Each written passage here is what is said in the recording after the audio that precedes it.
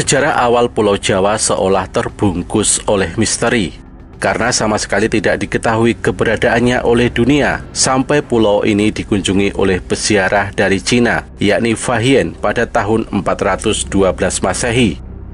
Berdasarkan buku Sejarah Gaib Tanah Jawa, karangan C.W. Leadbeater, cetakan 1 Maret tahun 2015 disebutkan, pada 2000 tahun sebelum Masehi, Pulau Jawa sudah menjadi koloni bangsa Atlantis. Tapi saat Atlantis hancur, Jawa menjadi negeri yang terpisah. Di saat masih dikuasai oleh bangsa Atlantis inilah, ajaran gaib hitam dan sesat mulai diajarkan kepada penduduk yang tinggal di Pulau Jawa ini, sehingga pengaruh aliran sesat itu kemudian semakin kuat dan merusak tatanan kehidupan yang ada pada saat itu. Mereka memuja dewa yang kejam yang selalu meminta persembahan manusia dan hidup di bawah bayang-bayang tirani tanpa kesempatan untuk melepaskan diri. Pada zaman itu mereka diperintah oleh raja yang merangkap imam agung dari aliran hitam itu. Di antara raja ini ada seorang yang sungguh fanatik dalam kepercayaan aliran hitam tersebut. Sang raja memiliki keyakinan bahwa hanya dengan menjalankan praktik kepercayaan yang mengorbankan darah setiap hari, wilayahnya dapat diselamatkan dari kehancuran. Hal ini didasari keyakinan bahwa dewa-dewa ganas dan haus darahlah yang memegang kendali atas Pulau Jawa pada saat itu. Para dewa telah membuktikan kekuatan dahsyatnya dengan letusan gunung berapi berulang-ulang dan bencana-bencana alam lainnya. Raja tersebut lalu memutuskan untuk melakukan sebuah pemagaran gaib demi untuk tetap menjaga dan memelihara perlindungan atas Pulau Jawa. Salah satu caranya dengan praktik ilmu gaib dari para ahli sihir. Hal ini dilakukan agar kelak semua sesembahan darah kepada dewa-dewa haus darah yang bercokol di seluruh Jawa tetap dilanjutkan di sepanjang abad-abad yang akan datang. Demi terwujudnya maksud itu, dia kemudian menciptakan mantra yang sangat kuat di atas Pulau Jawa, agar aliran hitam yang dianutnya tersebut tak akan lenyap untuk selamanya.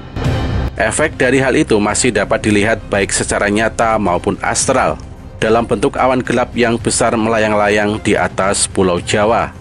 Awan hitam ini anehnya kelihatan seolah-olah seperti tertambat pada titik-titik tertentu, sehingga tidak lantas terbawa oleh angin dan tetap tinggal pada tempatnya. Titik-titik lokasi awan hitam ini sengaja dimagnetisir oleh raja, dekat dengan kawah-kawah gunung berapi. Salah satu alasannya adalah karena kawah-kawah tersebut biasanya ditempati oleh beragam jenis makhluk-makhluk halus, sehingga makhluk-makhluk gaib itu dapat diperintah oleh sang raja. Kemudian pada 1200 tahun sebelum Masehi, terjadi invasi secara damai terhadap Pulau Jawa oleh Raja Vaivasvatumanu yang beragama Hindu. Mereka datang secara damai tinggal di pantai dan pada akhirnya membentuk kota perdagangan kecil yang independen. Seiring waktu berjalan, kekuatan para pendatang Hindu ini meningkat pesat dan akhirnya menjadi dominan dalam komunitas. Akan tetapi, walaupun agama Hindu telah diterima oleh penduduk, namun dalam kenyataannya, pemujaan lama terhadap ajaran sesat tetap dilaksanakan dan praktik ilmu gaib malah makin menjamur. Melihat kondisi tersebut, Raja Vaivasvatamanu yang berkuasa saat itu meminta untuk mengirimkan ekspedisi ke Jawa pada tahun 78 Masehi. Ekspedisi ini dilakukan untuk menangkal pengaruh buruk dari aliran sesat yang sudah membumi di tanah Jawa tersebut. Pemimpin ekspedisi ini dipimpin oleh ahli spiritual bernama Aji Saka atau Saka Aji. Aji Saka ini sangat memahami tugas yang diembannya. Aji Saka lalu menanam benda yang berdaya magnet kuat yang telah dimantrai di 7 tempat di Pulau Jawa untuk menyingkirkan pengaruh aliran hitam dari tanah Jawa atau tumbal bagi tanah Jawa.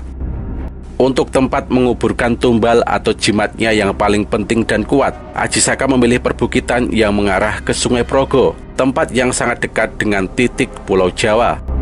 Legenda mengenai Aji Saka ini dalam berbagai cerita juga dianggap melambangkan kedatangan Dharma atau ajaran dan peradaban Hindu-Buddha ke Pulau Jawa. Akan tetapi penafsiran lain beranggapan bahwa kata Saka adalah berasal dari istilah dalam bahasa Jawa Saka atau Soko yang berarti penting, pangkal, atau asal mula. Maka namanya bermakna raja asal mula atau raja pertama. Mitos ini mengisahkan mengenai kedatangan seorang pahlawan yang membawa peradaban, tata tertib dan keteraturan Kejawa. Karena Aji Saka telah mengalahkan Raja Jahat Prabu Dewata Cengkar, sang penguasa hitam, yang kala itu menguasai Pulau Jawa. Legenda ini juga menyebutkan bahwa Aji Saka adalah pencipta tarik tahun Saka, atau setidak-tidaknya raja pertama yang menerapkan sistem kalender Hindu di Jawa.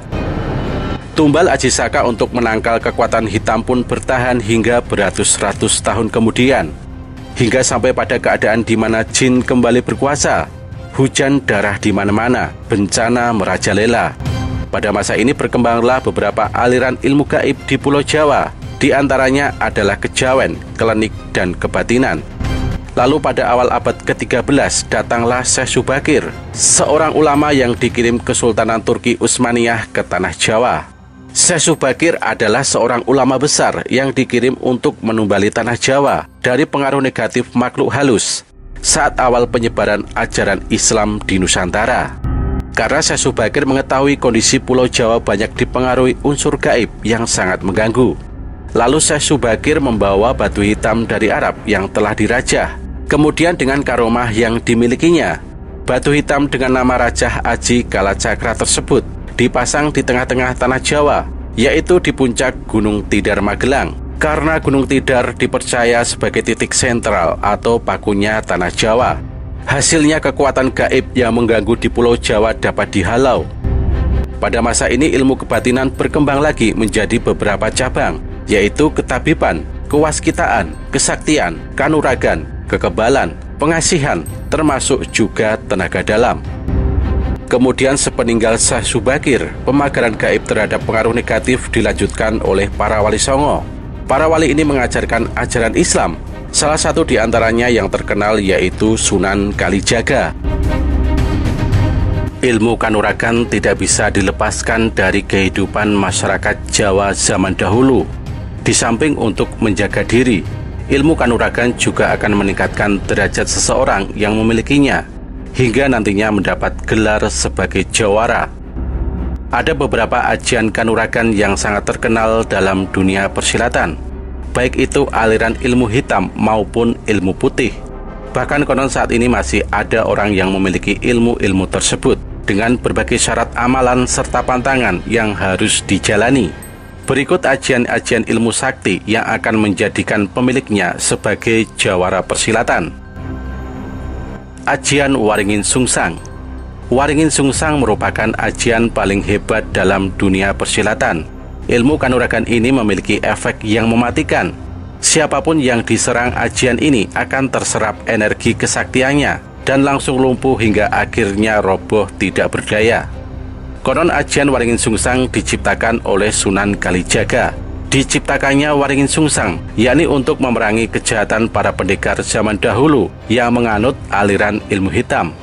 Sebagai aliran ilmu putih, untuk mendalami ajian ini, seseorang harus melakukan sejumlah laku, dengan tak ketinggalan membaca rapal-rapal yang menyertakan nama Allah.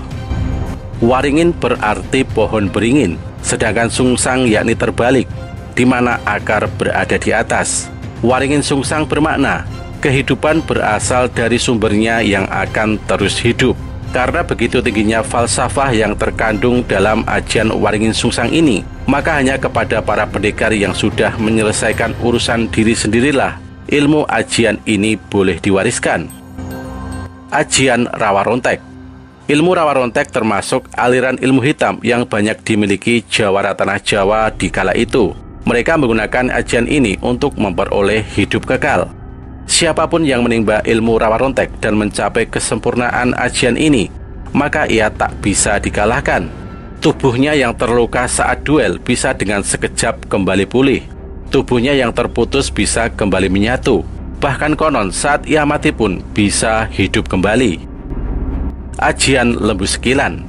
Seseorang yang memiliki ilmu lembu sekilan akan menjadi sakti mandraguna karena memiliki tameng kebal saat bertarung dengan musuh. Tubuh pendekar lembu sekilan tak akan tersentuh oleh lawan. Bahkan saking kuatnya perisai gaib ini, pukulan atau senjata lawan akan melenceng sekitar 50 cm dan hanya mengantarkan angin saja. Untuk mendalami ilmu lembu sekilan, seseorang harus menjalani puasa ngidang selama 40 hari.